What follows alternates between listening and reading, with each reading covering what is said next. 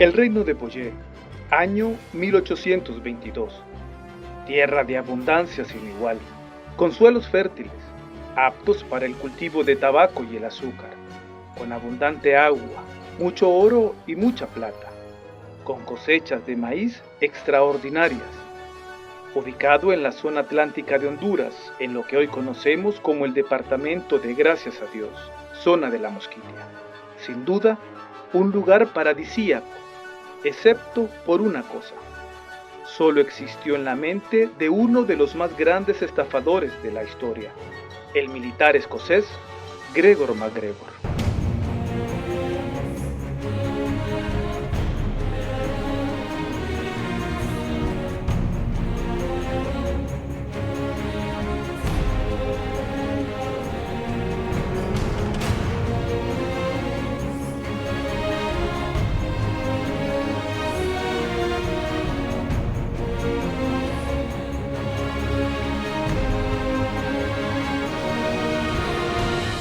La astucia y poder de persuasión de este militar europeo le permitieron engañar a cientos de ingleses a quienes vendió un inexistente país que, según él, abundaba en riquezas, solo a la espera de decididos inversionistas dispuestos a hacer de Boyé su colonia.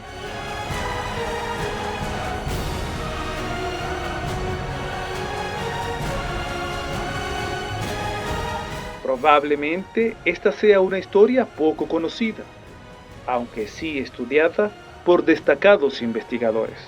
Gregor MacGregor fue un soldado de fortuna en realidad, que a inicios del siglo XIX perpetró uno de los más grandes desfalcos de la historia. Un desfalco que en moneda de hoy en día sería equivalente a billones de dólares. Era un personaje muy pintoresco y eso le ayudó a perpetrar este desfalco. Es un hombre que se reinventó a sí mismo varias veces y logró vender su imagen. Evidentemente era un experto en mercadeo. Llegó a Honduras, aparentemente solo pasó una noche en La Mosquitia, se reunió con el rey Miskito y en una noche en que aparentemente abundaron los tragos, el rey Miskito le hizo una concesión de tierras que abarcaba una parte de lo que hoy es La Mosquitia y el departamento de Olancho. En esta tierra, él se propuso crear una nación, un país independiente. Él regresó a Europa y en el tiempo que tardó en cruzar el Atlántico se ideó este esquema para el desfalco que fue verdaderamente espectacular. Ya en Inglaterra, el embaucador se presenta como cacique o príncipe de una tierra llamada Boyé. Es recibido por la alta sociedad de Londres. Incluso establece su propia corte. Él empezó a anunciar, por un lado, la venta de terrenos. Por otro lado, empezó también a otorgar títulos y puestos. Montó un cuerpo de ministros, ¿no? Y tenía incluso una sala de trono donde él atendía. MacGregor vendió esta idea a tal punto que contrajo préstamos de muy alto nivel, en una época en que los ingleses estaban prestando a todos los nuevos países de Centroamérica sin investigar mucho las capacidades de pago. Emitió bonos,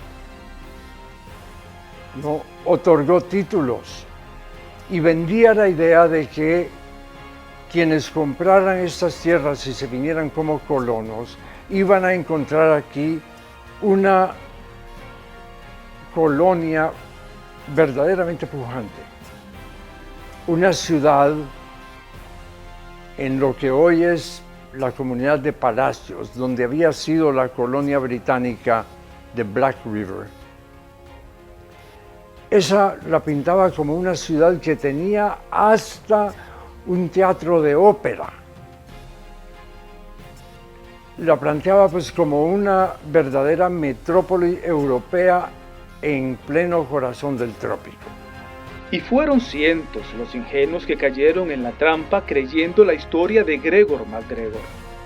Este experto del engaño emitió bonos y billetes del país imaginario.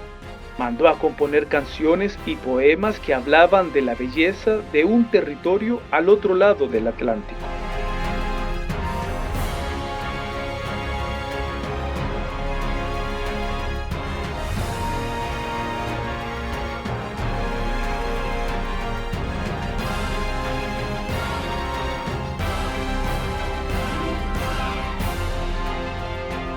MacGregor elaboró mapas, pancartas, folletos, encargó supuestos estudios que daban fe de la pujante Pollé y hasta escribió un libro que respaldaba su verdad.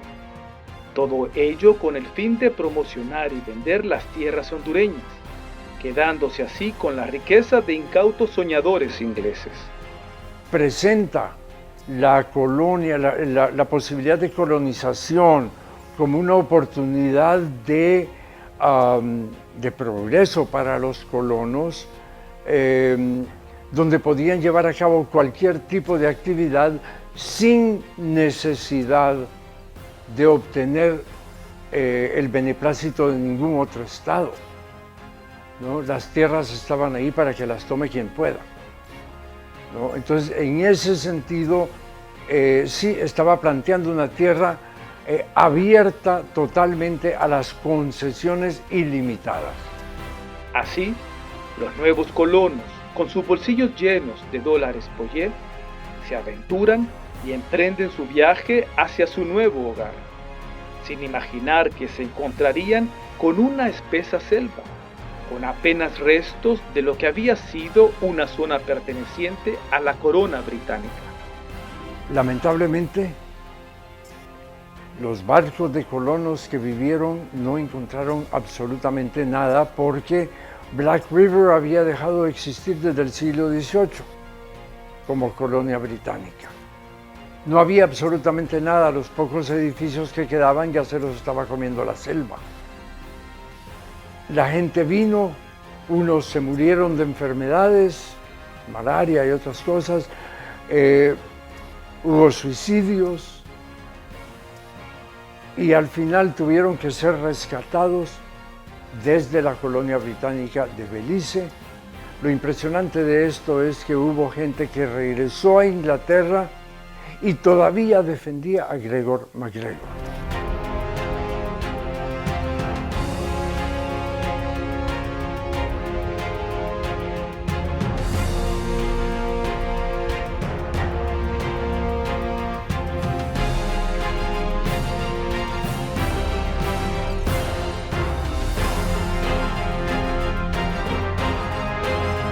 Yo creo que MacGregor sí en alguna medida tenía cierto desequilibrio psicológico, una megalomanía.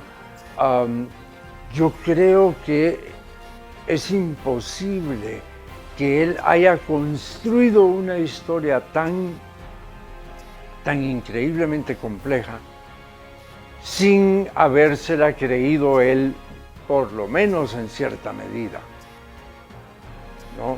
Yo creo que él tiene que haberse creído su propia historia y eso ya es indicativo pues, de cierto desbalance psicológico, ¿no?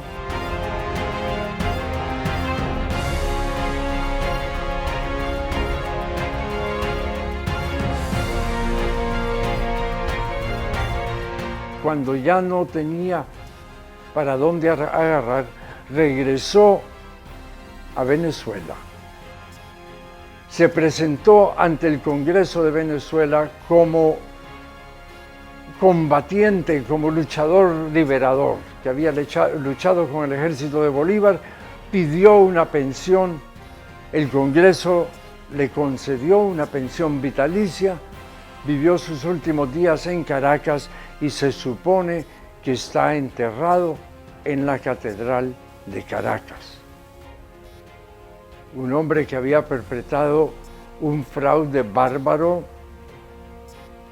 responsable de muchas muertes, un hombre que había embaucado a su propia gente, porque él vendía los terrenos a pobres gentes que invirtieron los ahorros de su vida, ingleses, escoceses, ¿no?